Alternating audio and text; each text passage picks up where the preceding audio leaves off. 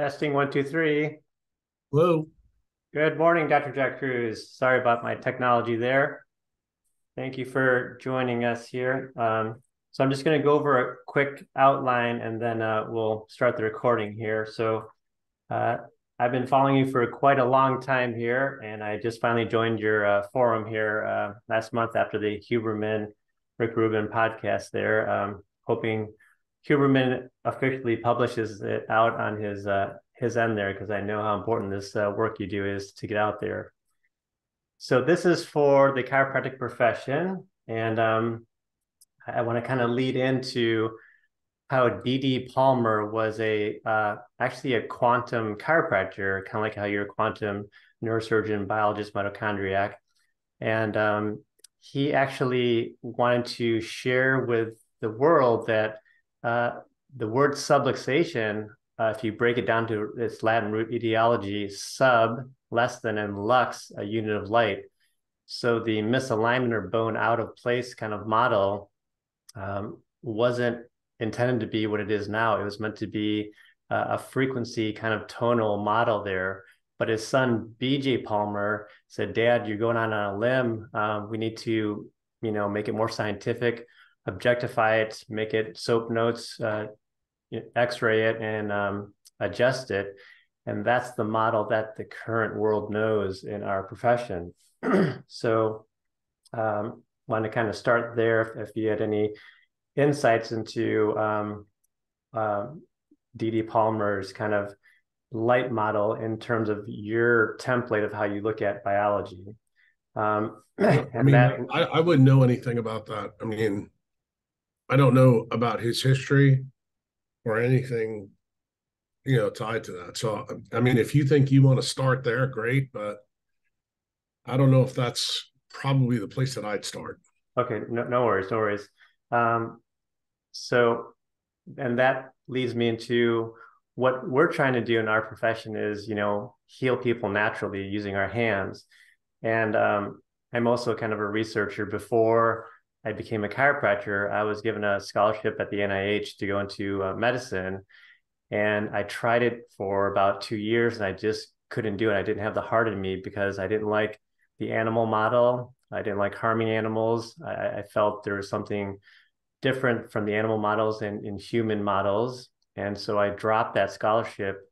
And my mentor said, "Well, David, what are you going to do if you're not going to help me find a cure for diabetes?" I said, "Well, I want to try natural medicine." So I left Michigan and I came to California to become a chiropractor and kind of learn natural healing laws. But there's an article that just came out titled "The Mitochondria Quality Control and Its Role in Osteoporosis." And basically, there's implying that the mitochondria play a role in shaping the sympathetic and parasympathetic side of bone remodeling.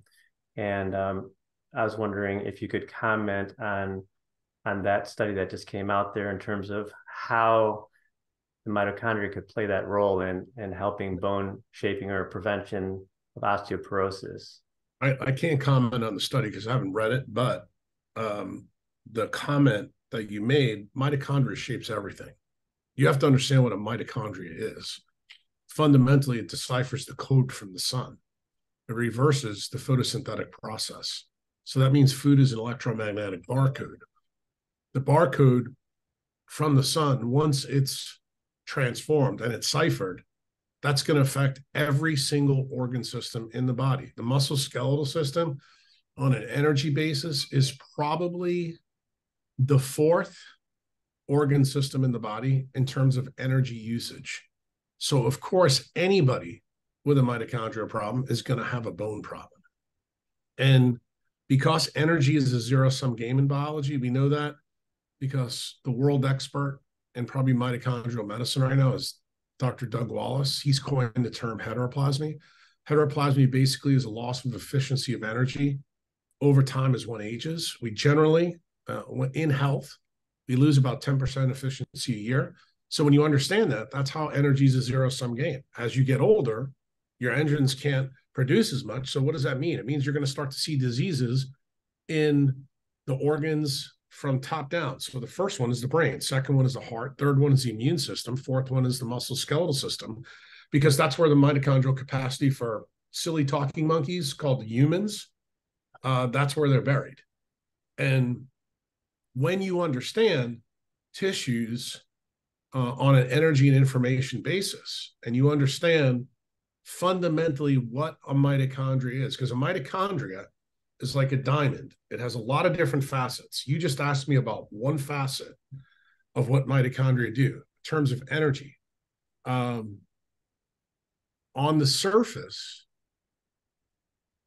it should be blatantly obvious. The fact that you're asking me this question, I think, is a problem already, because it should be blatantly obvious that any type of mitochondrial problem is going to lead to problems in other organs. But the manner in which the organ's affected, not only is it a top-down approach, but could there be something within the organism that dictates that you lose, say, more muscle skeletal mass versus issues like in your immune cells or issues within your brain?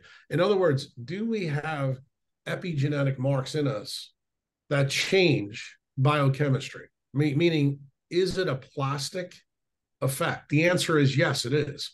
That's also something that's not well appreciated in centralized science, but it's again blatantly obvious when you read all the work that's been done on mitochondrial medicine. The real problem for both allopathic medicine, functional medicine, as far as I'm concerned, chiropractic medicine, is that they focus in on the wrong genome. The genome that Western medicine is always focused on is the RNA, DNA genome. That's the wrong one. Mitochondrial genome is the one you want to focus on, because that's where most of our patients, no matter what kind of practitioner we are, that's where most of our patients are failing. I mean, one thing that my profession is really good at, you come in with a subdural, you come in with a broken spine, we're good at fixing stuff like that. Our problem is when you come in with a chronic medical problem, we are horrendous at that. And the reason we're horrendous is because we're looking under the wrong stone. That's the real problem. And I don't believe you can solve any problems until you understand, until you correctly make the diagnosis of where the problem truly lies in the organism. And to do that, you have to have, I don't want to call it a grand unifying theory, but again, this also should be blatantly obvious for your audience. We have a saying in medicine, a body without energy is called a cadaver. Don't forget that. And it also means that a body with a disease, that means that organ is closer to a cadaver than not. So by definition, there's a problem with energy transformation and information transformation in that organ. Therefore, you should start looking at the mitochondrial genome first and foremost. Doesn't mean the problem is always going to be there, but are the remnants for the clinician going to be there? Will you know where to look and what to do and what advice to dispense? Yeah, I think it should be blatantly obvious, but it's not. That's the sad part.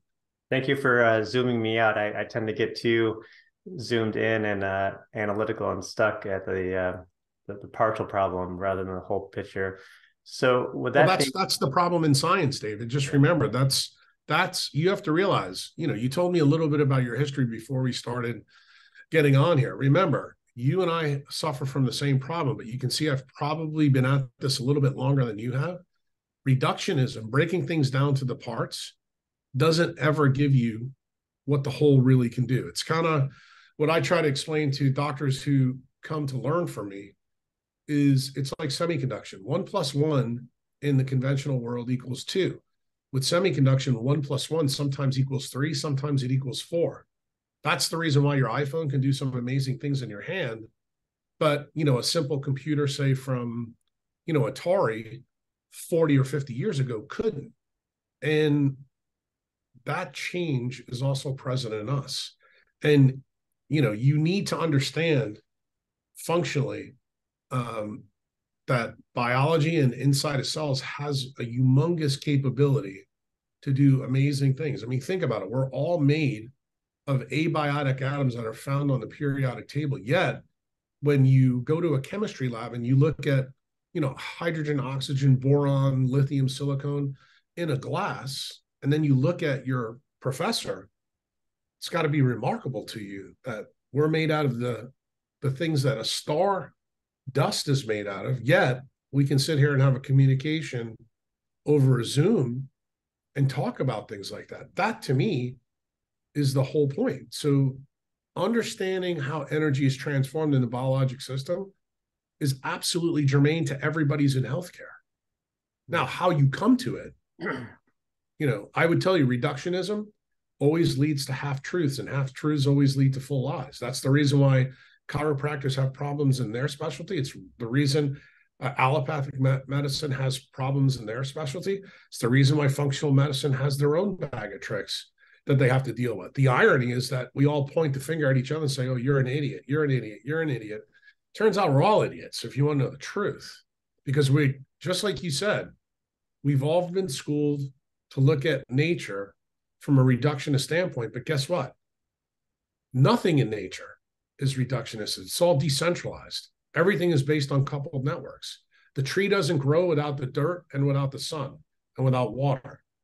And if you take one of those things apart or remove one of those things, it's blatantly obvious to anybody who's a farmer that, my crop yields are going to change.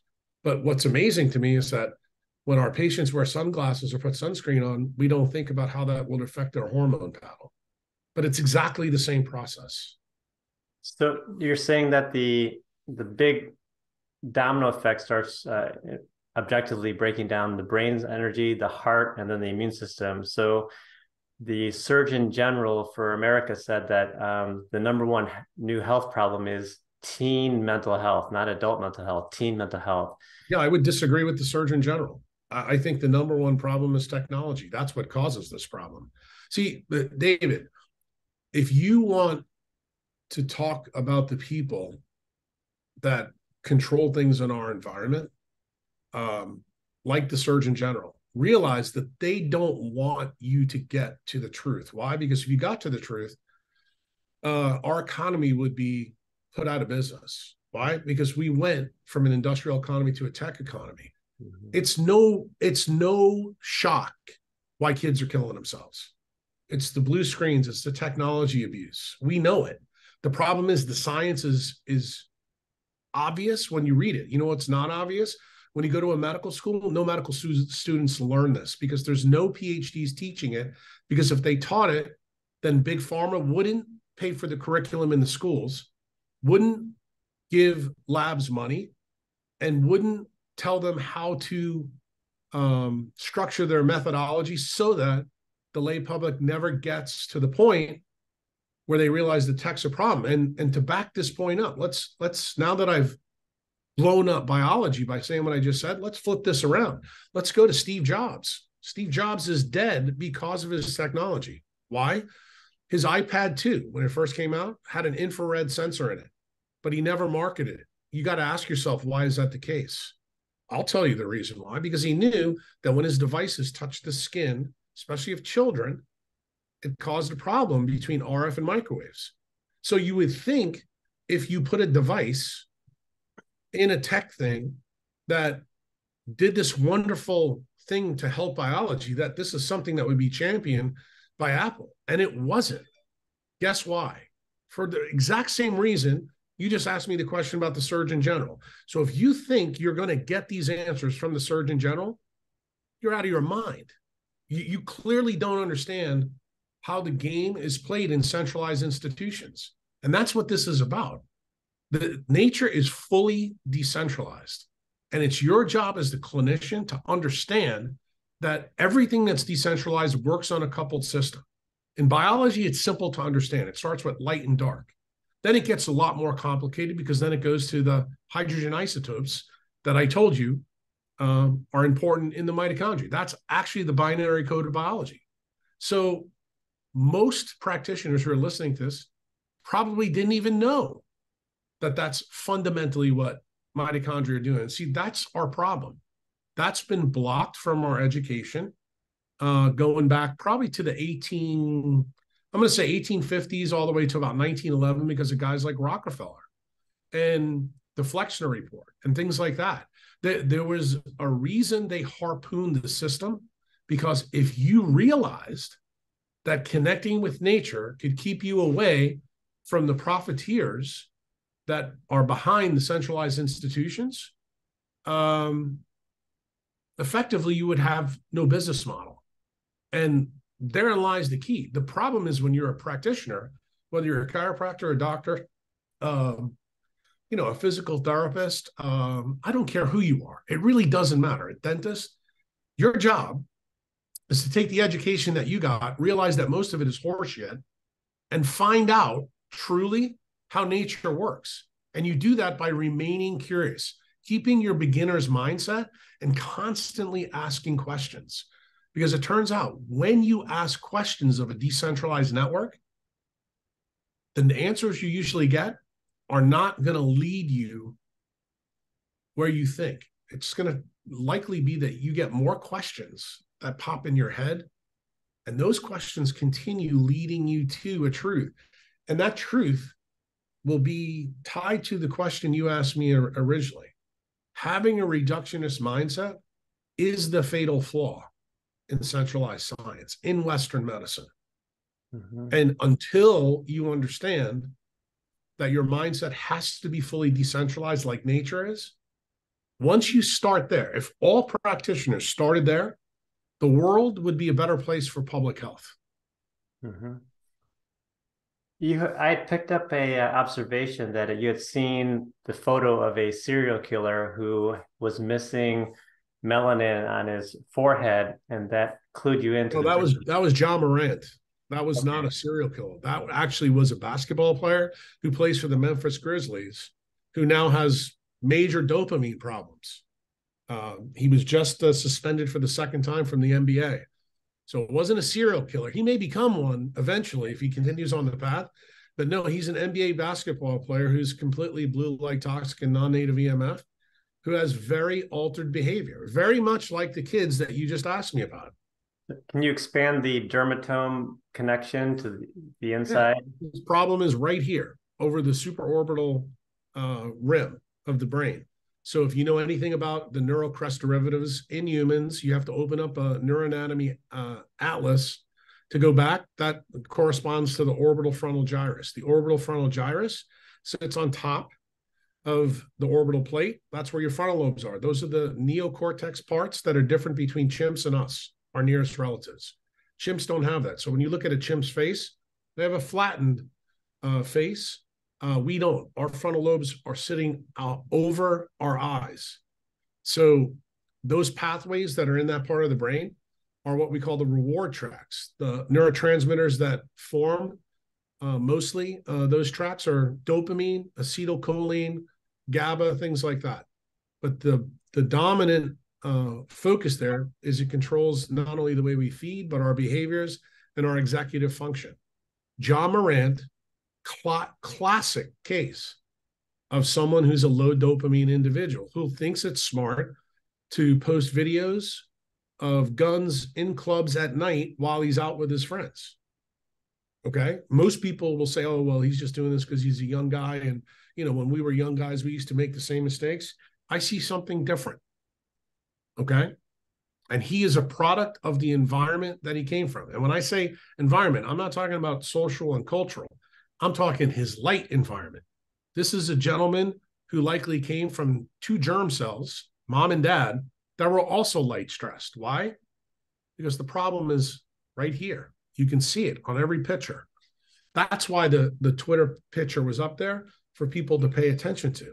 The problem is, I don't think people realize how melanin affects mitochondrial biology. See, you haven't made that link yet for your audience, but I'm going to make it for you.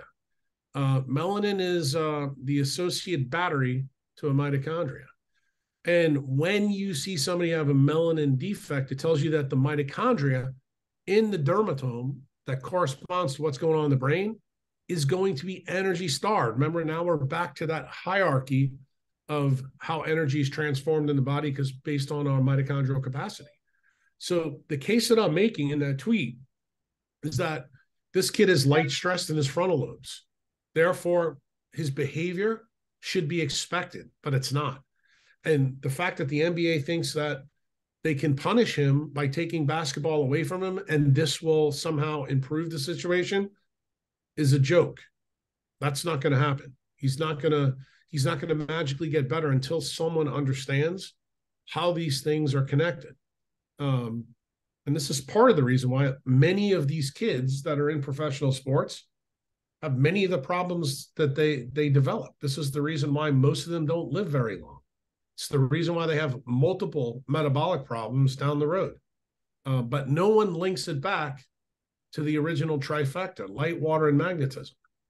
But that's what that story is linked to. And again, you're never going to make these leaps in your own mind, your own understanding, if you're a chiropractor, a physical therapist, or an allopathic doctor, until you understand how these things all link. I mean, for your group, chiropractors are really good about learning, neuroanatomy. So they're probably not as good as they need to be as neurosurgeons are, understanding where the neural crest derivatives go in the body and how they form. But I think you have enough training to actually pick that up really easily and understand it and make sense of it. Why? Because you guys know a lot about the musculoskeletal system. And the musculoskeletal system, each somite has neural crest derivatives that have POMC neurons, which is where melanin comes from. And when you see these defects in your own patients, like the most common one, let's think about the big ones everybody knows about. Anencephaly on the top, the baby never lives because the skull remains open, or people that have spina bifida on the bottom, which is a caudal regression syndrome. Those are like the big, huge things that people know about. Not that chiropractors or that are much less neurosurgeons are going to deal with anencephalic babies, but you may get a patient that's got a caudal regressive syndrome, come into your practice and you may say, how did this happen? How do you think about it? I can tell you, I know how I was taught to think about it in my residency. That's not how I think about it anymore. I think about it actually, what went on in the child when it was in its mother, and then what went on in its mother when its mother was in its mother. Why? Because we know that's how actually mitochondrial biology works. It's all maternal. And it really screws with a lot of people when you actually tell the lay public, believe it or not, if you are a female child, the first epigenetic program that began in you started when your mother was in your grandmother. Why? Because the egg that eventually would become her, meaning the third generation, was already in her mother when she was in her grandmother. And the reason nature is built like this, again, back to the decentralized idea, is nature wants us to simulate the physics of the environment that we're coming into so that we can survive. And it's important for the germlines to get information about light, water, and magnetism 2 generations early, apparently, because that's what nature's doing. And, Richard Feynman said something very interesting a long time ago. He said, I don't care if you don't believe what nature is capable of doing. Realize that nature is fully absurd, and you have to understand her absurdity. That's your job. And when he said that, obviously he was talking about physics. He was talking about some of the quirks of physics. But when you understand that all biology is quantized, and a lot of quantum biology is there, his implications of what he said has humongous far-reaching effects for everybody who is a healthcare provider, irrespective of how you come to being a healthcare provider. And it's your job as the clinician to understand just how absurd nature can be. So when someone tells you, for example, the fact, and I'm trying to think of something really, really absurd.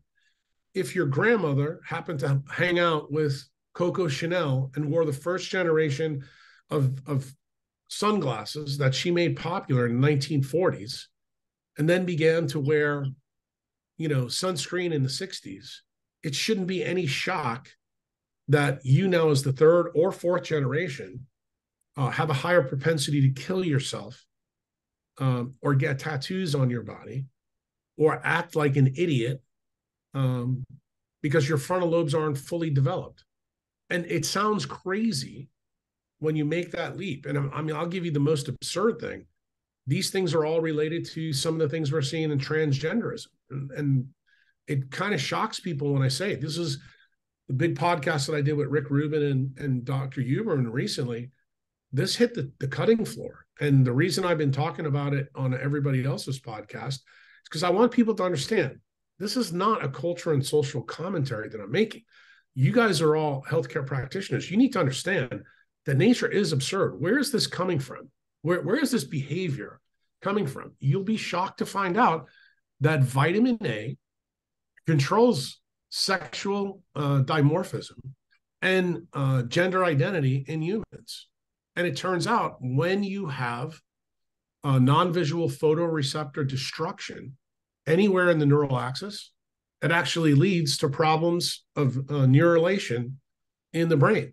And that actually can change gender identity issues. So when I was a young man, because I'm an old man, you're not as probably as old as me, David, the amount of, I don't want to use the word deviancy because I think it's a bad word. I think the amount of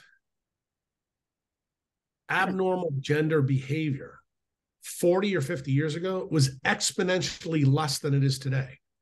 So one, if you're a decentralized clinician, you've got to ask yourself, why is that the case? Why all of a sudden has this kind of cropped up out of nowhere? And it turns out the answer is pretty simple.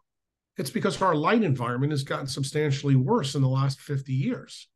And when you understand how light affects the epigenetic marking, how it affects both the nuclear DNA, the mitochondrial DNA, but the melanopsin pathways that control a lot of the stuff tied to melanin, you sit down and you do a podcast with your friend Rick Rubin and a decentralized guy at Stanford University, and you tell them the truth. And the truth offends them. And they cut it. But yet, the people that need to hear that are your audience. Your audience needs to know this, that when someone walks in their office, that tells you something about the person already. You almost already need to know, as part of your intake and your history and physical, I need to start looking for evidence of blue light toxicity or non-native EMF toxicity. But you know what? This is the sad part, or the sad state of affairs for centralized healthcare. Nobody's taught to do that. So I'm the guy called the crazy neurosurgeon on the internet that's been teaching people this for 20, 30 years. And my voice gets louder as the science piles up behind me. The problem is it's incumbent for people like you, David, and the people that you're making this video for to go and read that literature and actually connect the dots for yourself. Because I'm going to tell you, I don't want any of you to believe anything I'm telling you. I mean, that's exactly what nature's like. Nature will say, don't believe me, make your mistakes, and then I'll teach you the lesson. And that's exactly why I told you we all go through training. Our perspectives from our training are different. But ultimately, I believe when we're all old men sitting around a tree together, we should be closer together than not, because we ask the right questions to help our patients. Mm-hmm. At the same time, I'm seeing a lot of parents bringing kids with anxiety and mental disorders. I'm also seeing a lot of young adults that aren't necessarily seniors have early diagnosis of Parkinson's. Mm-hmm. And it's going to continue to happen. The all World the Health diseases of Organization. aging are now going to be diseases of middle age. And to be honest with you, in my practice, I'm seeing some really amazing things where in the last 5 years, I've already diagnosed, I think, 5 20-year-olds with carotid disease. I've had 2 patients in their 20s, they were 28 and 29, who were diagnosed with neurodegeneration. And both of them were heavy tech abusers. Um, again, not a shock to me, but a shock to, people who I talk to about this. And the reason, I think it's important to talk about this because I want other practitioners to know that if you get the sense, like just an intuition that you've got somebody who's got a neurodegenerative condition, don't think because they're 28, 29, they don't have it. Make the referral and make somebody actually examine the patient and look deeper. You may not have the skill set to do a DAT exam for PD, which is Parkinson's, but someone is going to say, hey, this David Yoder is pretty smart. How did he pick this up? And then when you tell them how you picked it up, you're going to be like, wow, I didn't know that. And see, that's how we change the world. We change the world one patient at a time. And when you know better, patients do better. Hopefully the doctors that you interact with have an open mind to say, you know what, clearly I don't know what this person knows. I need to ask some different questions and learn a little bit more about this. And I can tell you when I started this whole trek for myself, most of what I've already told you, I didn't believe, completely didn't believe. I thought it was hocus pocus. And what happened is the more I kept questioning my beliefs, the more I found out that my beliefs were false. And you get to a point where you start to go, okay, what really was true that I learned? Okay. And I've kind of already covered that for you already. For me, most of the stuff we do in acute neurosurgery, that's where the money shot is. That's where they got it right. But anything that has tied to a chronic disease, boy, are we dead wrong. We're wrong in a big way. Now, I don't know what it's going to turn out to be for chiropractors, but I can tell you this. I know there's a lot that you guys believe that I don't agree with. Okay. But that's not my job to police you and your profession. That's your job and your profession's job to figure out how are these things related or not related. And do I think that you need to be given free rein to question those things? Absolutely. I feel the same way about medicine. But as you know, you've lived through COVID like I did. If you spoke out against the centralized paradigm during COVID, you were canceled. So there is a penalty for those who do question paradigms. But you have to make the decision as a clinician, is it worth it? Like, did I sign up to be a doctor to basically be a propaganda for big pharma? Or did I sign up to do this because I took my Hippocratic oath seriously and said I would do no harm? And there's many things that I advocate now that 20 years ago I would have never advocated for. In fact, today, before you and I did this podcast, you can go on my Instagram account. And I did this because something happened in the hospital. I'm currently on trauma call this week. And I had to take care of another surgeon's complication. And I gave the patient a big lecture about why this happened. And it was tied to sun. And of course, the patient rebuked me a couple of times. And I said, and he said to me specifically, he goes, why don't you write prescriptions for this? I said, I do. So what did I do today? Because the patient, of course, didn't believe me. So I look back on my photo calendar on my computer. Today is June 8th. And it turns out on June 8th, 2017, there's a prescription of one of my patients that I wrote. So what did I do? I posted it on Instagram today with a comment. And the thing that started this process for me was that conversation that happened with the patient yesterday. This morning when I went out to the sunrise, I saw a young teenager with his nose buried in his phone, and we just started to talk. And what we talked about was, in fact, what you and I just started talking about. And I told him and showed him the picture of the script. And when he saw that, he put his phone down and we started to have a conversation like two mammals should, face to face. And to me, that's the essence of what decentralized medicine is all about, is learning about your patient in nature. Understanding that most of our patients, this is your problem and my problem. Most of our patients now, David, are zoo animals. They live in a modern world with fake light inside. Technology has brought us inside. I mean, look at you and I. You're inside and I'm inside. We're breaking laws already. Now, I'm probably doing a little bit better because I got the red light and I got my UV light on me, replacing, some, and I'll show you the UV light for those of you who don't believe me. It's right there. Inside, because that window behind me is blocking purple and red light to certain degrees. Now, I'm only going to be in here for a short period of time before I go outside. But the point I'm trying to make to your audience is that when you know that you're actively breaking nature's laws, you have a duty to yourself to try to remedy that situation. So if that duty extends to you, why wouldn't it extend to your patients? So that's what I did this morning. I told the kid exactly what the problem was and exactly what he needed to do. I said, it's amazing to me that you're making the right decision. You're sitting here at the side of the Mississippi River with me, but you're not looking up at the sun. You got sunglasses on and you got a phone and your face is in it. I said, how about you just sit here and talk with me and let's watch the sun together for a half an hour. And then I explained to him how that changes everything in his brain and his biology. Some of the things that he was suffering with, I told him that if he did this every single day the rest of his life, he wouldn't have to take the medicines that, his psychiatrists were putting him on. And he was stunned. He goes, why doesn't doctors tell people this? And I explained to him very simply. I said, if this story got out, the people that support medical education wouldn't have any money to pay for the curriculums. In other words, a customer who's cured is no longer profitable.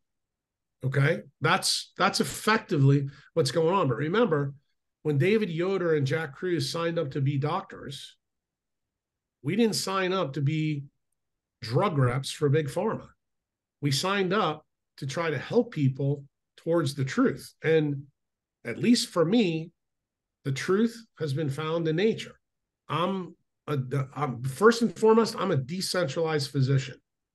And I think anybody who listens to this interview should feel exactly the same way. And if you don't, then that's a problem.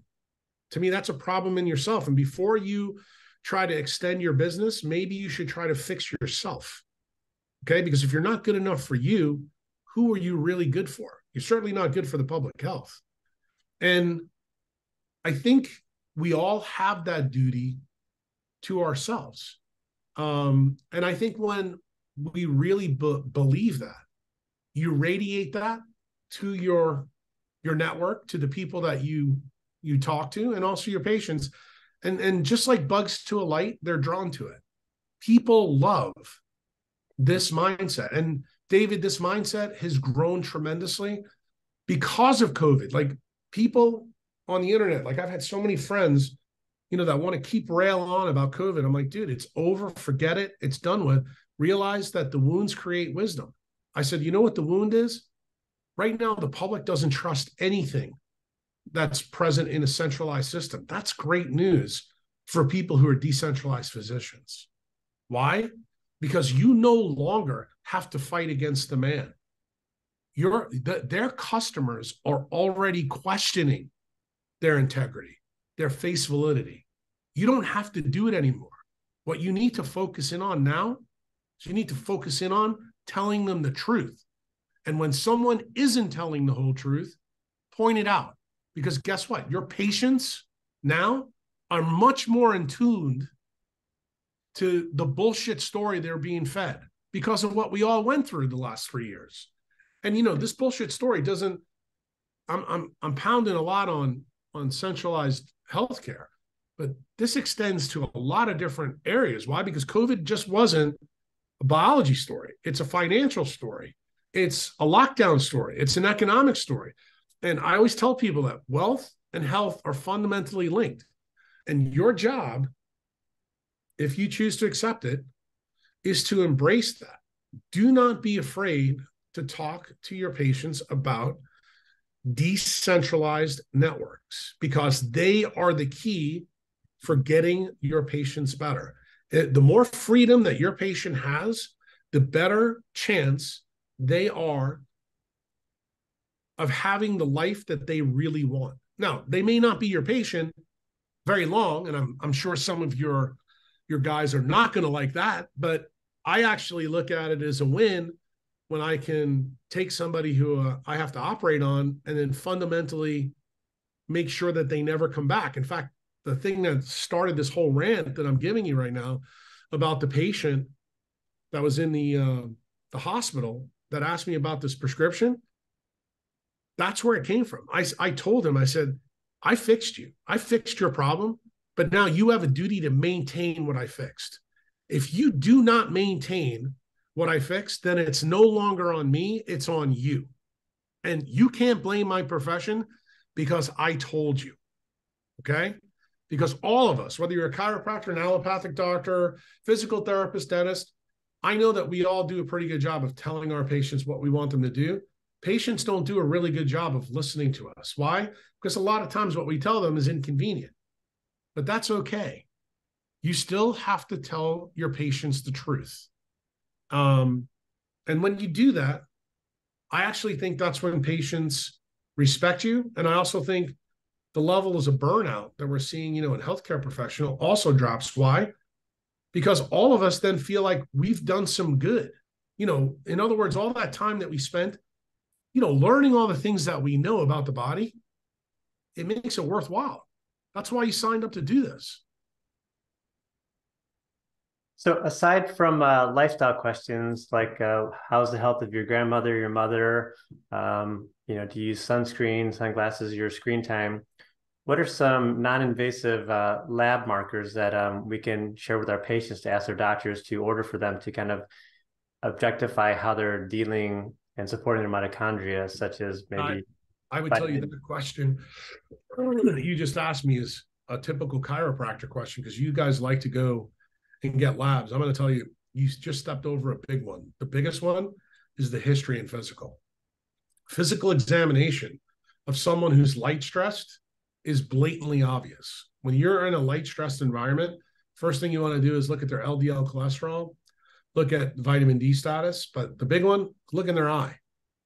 Look at their pupillary response. So in your office that you're in right there, you should have a white LED light, a blue LED light, and a red LED light. And you should actually do the pupillar exam 3 different times. You know why that is, David? Not to give you a schooling on neuro-ophthalmology, but everybody learns about the pupillary light reflex. The afferent loop is mediated by cranial nerve 2, the efferent one by cranial nerve 3 from the Edinger-Westphal nucleus. That's part of the parasympathetic system in the eye. But you know what you didn't learn in chiropractic school or medical school is that the melanopsin system really controls the pupillary light reflex. So the melanopsin system is part of the non-visual system. It's the most common opsin in the human brain, most common opsin in the arteries that support the brain. So when you shine a light in someone's pupil, the response to those 3 lights tell you immediately how blue light toxic the person is. Now, I know chiropractors do not do ophthalmoscopic exams on their patients, but there is something you guys could start doing that would be quite interesting for you. It's called an OCT. And what's an OCT? If you check someone's pupils and you do a good cranial nerve exam and you think that they have a problem at their occipital cervical junction, which you guys are pretty good, at dealing with. I know there's a specialty in chiropractic called NUCA who does a lot of this kind of stuff. If you pick up some nuances on their physical exam and you're concerned about that, how do you cinch the diagnosis? Well, you send them to a local imaging center and they get this OCT. This is a test that's used with light, non-ionizing light, but it's basically a CT scan of the layers of the retina. And what you'll notice is in people who are blue light toxic, they tend to have problems in the inferior nasal port of their retina. And you'll see thickness or thinness changes. And the ophthalmologist who reads the study or the radiologist who reads the study for you will put that in the impression.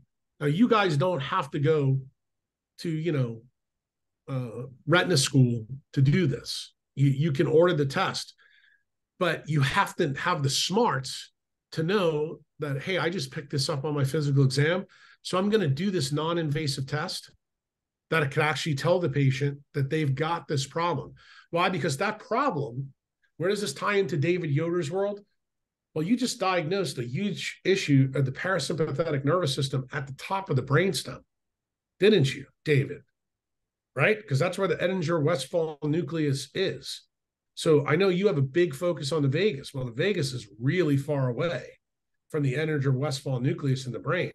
So if you have a problem at the proximal part, then you may realize they may have a problem at the mid part and at the distal part. Aren't we back to that story that I just gave you about John Morant?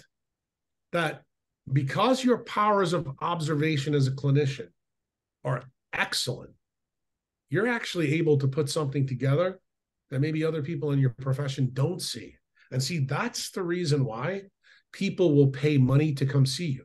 I tell my members and my patients, you are paying to rent my brain for the time that you're seeing me. Why? Because I've got 60 years of centralized and decentralized medicine in my head. And I may be able to pick things up that other doctors don't because my power of observation is acutely different than theirs are. Why? Because my perspective has changed. Okay. And it's changed because I look at the decentralized aspect of biology as the prime prism. And that goes all the way back to what I said to you before about how I look at mitochondria, photosynthesis, and food as electromagnetic barcode. I don't look at things the way David Yoder was taught to look at them. I don't look at them the same way that Uncle Jack learned about him when he was a 25-year-old medical student at LSU. This Jack is totally different. I am a totally different clinician today than I was 5, 10, 15 years ago. And that's part of the reason why I think videos like this are important, because hopefully some of the people listening to this in your network get straight punched in the face by what I just said. Mm-hmm. Is there a point of no return for people that are blue light toxic and their mitochondria are shut down, or have you seen cases that appear to be almost like spontaneous remission healing if they get their light in order? I've seen both aspects. I will tell you that what I tell neurosurgery patients, the only time I take people's hope away is when they're brain dead. That's it. I think anytime before brain death, there's a chance. Now, I will tell you, the worse the disease is, remember we talked about the energy levels of disease from brain all the way down? If they are completely devoid of energy, your job as a clinician is huge. So I'll give you, for example, because I mentioned this to an acupuncturist not that long ago, who I did a podcast with. If you understand my perspective, this should help you guys as chiropractors. This is the reason why some people that you guys do subluxations on don't get any benefit, and why you can hurt them. Why? Because if they don't have any energy in the system, effectively, are you able to move anything around that's broken? The answer is no. Right? And it's the same problem that acupuncturists have. So that's the reason why acupuncture doesn't work for some people. It's the reason why chiropractic doesn't work for some people, because there's no energy, say, in the fascial bands. There's no piezoelectricity. There's no flexoelectricity. There's no electromechanical force that you can develop that is going to change the 10-gritty shape of mitochondria within that dermatome. But the problem is you don't realize that. And you aren't taught that people can get that bad. Well, it turns out that's where Doug Wallace comes in. We know that health is between -200 and -400 millivolts. So if your patient falls below that -200 millivolt issue, those are the patients that you have to work harder on to actually get them better. That means that you're going to have to use your red light lasers. You're going to have to use your red light before you do the physical hands-on training, because they have so little energy at the vibrational level, meaning at the hydrogen bonding level of their tissues. And hopefully you're smart enough as a clinician to know that, because I think that's the reason why bad mojo exists between chiropractors and allopathic doctors and even acupuncturists. And I hate to say it, that I think some of my profession doesn't have this mindset either, And that's part of the reason, like when we do big fusion operations on some of these patients, after they come to see you guys, they don't do well either. And we all made the same mistake. That's the real key thing. And we've never really realized why it functionally happened. And I would tell you that I think the reason for that is our perspective through our educational system was always, well, if a patient's alive, they should have enough energy for us to do our treatments so that they functionally work. And it turns out that's not the case. I mean, diseases like fibromyalgia are a perfect, case study in why that belief needs to be challenged. Because, as you told me in the beginning of this interview, chiropractors put their hands on people and try to help them. You put your hands on somebody with bad fibromyalgia, and they're going to slap you in the face because it hurts. And the thing is, you need to understand when you have a patient like that, you need to back away from manipulation and start with something else and then build that patient back up. You do that, you're going to have a patient for life. But the problem is it's incumbent on you as the professional to understand, how the decentralized network works in cells. And I functionally think that's one of the big problems in basic education for all of us. We don't realize that, and we need to change that. Is there a hierarchy of foods that help the mitochondria restore its energy levels that you like to recommend? No. And when you ask me that question, hopefully you'll understand why. Does David Yoder and Jack Kruse live at the same latitude and longitude? Yeah. So why would you ever expect foods should all be linked together? Because remember, what did I tell you? On this planet, all food that's natural is created by photosynthesis. That means the electromagnetic barcode is controlled at that latitude and longitude by the sun. So the optimal diet is based on the light environment you're in. Now, let's take a big step back, David. Do any of your patients in California, Encinitas, California, live 100% at the 34th latitude? No. Most of them are inside in their office at Google all day. So then you got to ask yourself a question: what is optimal for the light-stressed mammal that lives at the 34th latitude? See, you get a different answer, okay?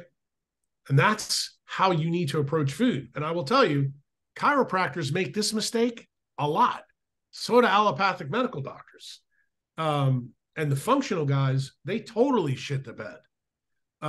There is no optimal diet for a category of primates called silly talking humans that is optimal unless you think about the light environment. Their light environment determines what they should be doing.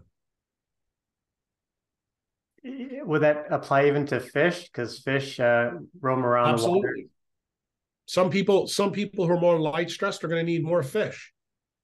They're going to need more seafood, but you need to understand why. If you don't understand why, you will never make the recommendation to your patient. So there's a famous guy at LSU who trained me named Nicholas Bazan, and he found out that DHA is broken down when the non-visual photoreceptors and the rods and cones are broken down in the eye. The DHA breaks down to special chemicals. In other words, DHA is a polyunsaturated fat that does shit that no one other polyunsaturated fat does. Okay? So you have the carnivore meatheads out there telling people that seed oils are bad, right? And they lump polyunsaturated fats into that. And guys like Ray Peat, who's now dead, thank God, because he spread a lot of misinformation, telling people that DHA is a problem. But neither one of them know Dr. Bazan's work. And it turns out DHA makes things called docosahexaenoids and alvanoids. And what are they? Those are extended molecules greater than 22 carbons that actually resolve inflammation. Okay? In other words, there's a switch where we have inflammation where it's highly destructive, but then there's a switch for wound healing. And it turns out in human primates, we have a system based in us. I like to characterize it. DHA is fundamentally like aspirin or non-steroidals for wound healing. So the more light stressed your patient is, the higher their DHA requirements are going to be. Why? Because they have more non-visual photoreceptors to repair. So for your guys' audience, I'll give you the shocking thing that you may not know. What is a non-visual photoreceptor that you may not know? Vitamin B12. What's another one? Cholesterol. What's another one? Nitric oxide. What's another one? Neuropsin in the eye. What's the big one that we've already talked about? Melanopsin. So it's incumbent upon you to understand when those photoreceptors are damaged, that means distally, the mitochondria colony in that organ also going to have a problem. And if you think just focusing on the mitochondria and not focusing in on the afferent loop to that mitochondria is not a good idea, then you have failed your patient. Mm-hmm. Would the Blue Zone longevity study validate people who live according to the sun and eat local fresh food? I think the Blue Zone study by Dan Butner is the most abused study that's out there. Most of the places that he called blue zones are no longer blue zones. Do you know why? Because they've been replaced by technology. For example, Okinawa is no longer a blue zone. The people that live around, what do you call it? The Seventh-day Adventists that are in California, huge problem as well. They are very unhealthy people now. But the reason for that is because their light environment has changed tremendously in the last 20, 30 years. Why? Because we're all tech addicted. The new sun that we have is called non-native EMF, blue light, courtesy of our friends at Google, Meta, Facebook, LinkedIn, Twitter, what you put it in there. That is the light that we're spending our time in front of. And David, so you're clear. What's the number one option in silly talking monkeys? Melanopsin. That's a blue light detector. It operates from 435 to 465. What are all technology screens optimized to produce? That light. You know why? Because they want to addict you. They want to lower your dopamine level. They're doing the same thing the mafia figured out in Las Vegas in the 1950s. Let's black out all the windows, put one-armed bandits in front of people and give them alcohol, and we can basically put our hands in their pocket without having to stick a gun in their face. That's exactly what technology's done. And if you don't believe me, 2 days ago, Apple and Tim Cook just announced the VR glasses. They want you to wear them all the time. Guess why? Because you'll have no time to spend any more money anywhere else. You'll give it to Apple. When people are inside and they should wear the blue light blocking glasses, should they also protect their face and skin and neck? Yeah, well, because of melanopsin. We found out, first we learned about melanopsin. If you know the story about melanopsin, and I won't bore you with it, you can probably go back and listen to the Huberman, Kruse, Rubin podcast, and you'll find when Huberman brought up the story about Dr. Burson, he said, hey, look, we were all surprised. And I chuckled. So I have blogs now on my Patreon that actually tell you why I chuckled.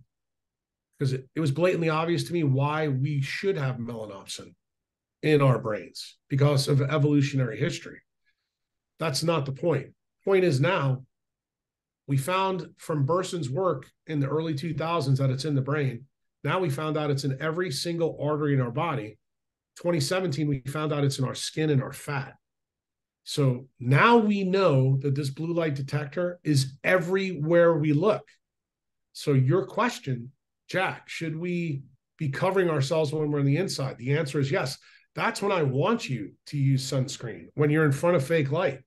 And I don't mean sunscreen in the sense of the stuff that's from, Walgreens. I'm talking about clothing.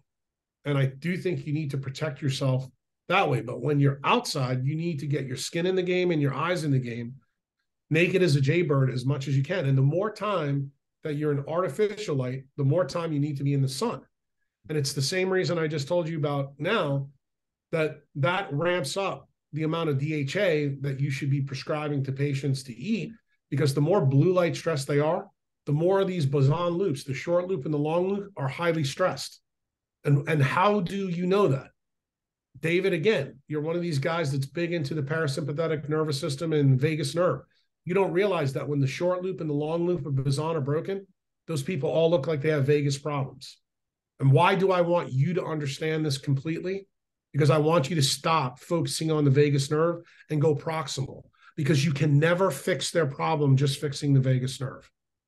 If their paraventricular nucleus is devoid of DHA, devoid of docosanoids and elvinoids, they will never get better. And the answer to getting them better is teaching them how to make like the Sphinx and eating like a great white shark. That's the only way it's going to work. Mm-hmm. Very good. Thank you. What would you say your magnum opus is that you're creating? Is it something you've already created or something yet to be created? Well, I think I'm in the process of it, to be honest with you. Mm-hmm. Mm-hmm. I mean, I think every day you're alive, you're the shepherd of what you're passionate about. My passion for 20 years has been about telling people the truth and deconstructing the bullshit, that I was taught. I mean, if you don't think that I'm madder than hell, and I think I did a pretty good job in the Huberman podcast of laying this out. I'm still mad about, I consider myself a pretty smart guy, and I was lied to. So I know if I was lied to and I bought the lie, there's a lot of other people out there that are smart that are buying it as well.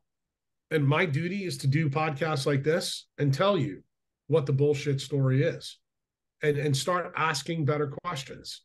I just fundamentally believe that I can teach people the bare minimum and they can still win.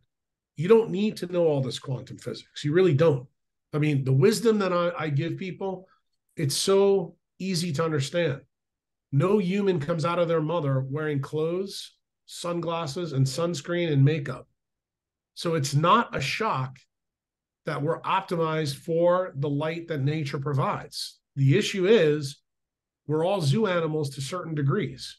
Certain patients are more zoo-like than others.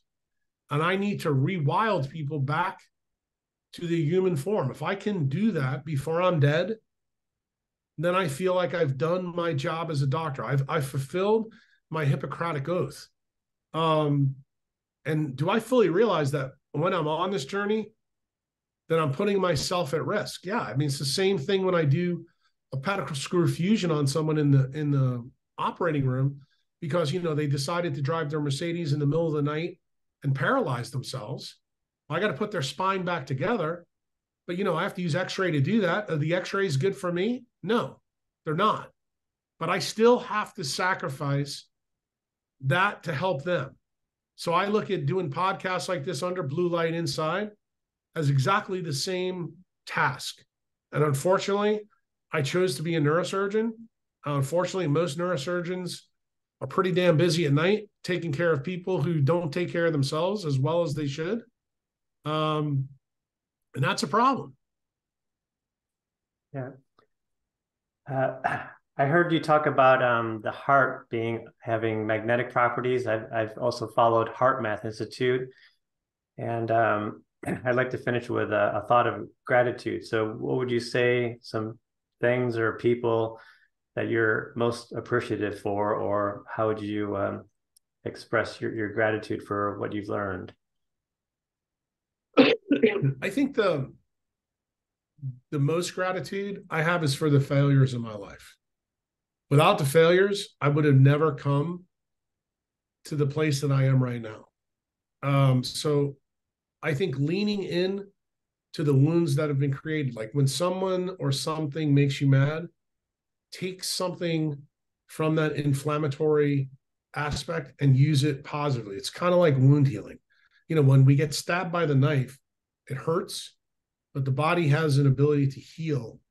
You do too when something bad happens to you. And I look at the wounds that were created in me through my training as just that. I would have never been where I am now without it. And I guess I'm also grateful to Michelangelo, Da Vinci, Einstein, and Feynman for providing me a path of learning how to critically think to put these pieces together for people to hear and to share them. Then I would say I'm grateful to guys like you. Why? Because you thought it was important enough to reach out to my nurse and say, Jack, I'd like to talk to you about this so that I could share this with, people in my profession that may benefit, from this type of wisdom in some way. Because when you have a conversation with somebody, you never know, what you intend to say, but you don't know what they're going to get. And hopefully you heard something in this conversation between two mammals over the internet, and you take something away from it and say, I've never quite thought about it like that. Maybe let me examine that. It's, the mark of an educated mind to take something you fundamentally don't believe, examine it for yourself, and then go from there. And to be honest with you, that's kind of what I did 20 years ago. I mean, I didn't believe any of this. I thought this was all hocus pocus at one time. Now I'm angry, but that anger fuels my passion to look for the truth. And ultimately, that's really why I became a doctor. So I'm grateful for the path of failure that is hopefully leading my patients to future success. Thank you. Thank you for staying in the light, letting that guide your truths and shining that light to others. And like torchbearers, we don't lose light, but the light helps everybody as we pass the light and the torches there with education. Thank you so much, Dr. Jack Kruse. I'm going to wrap this up here. I'll hit pause here.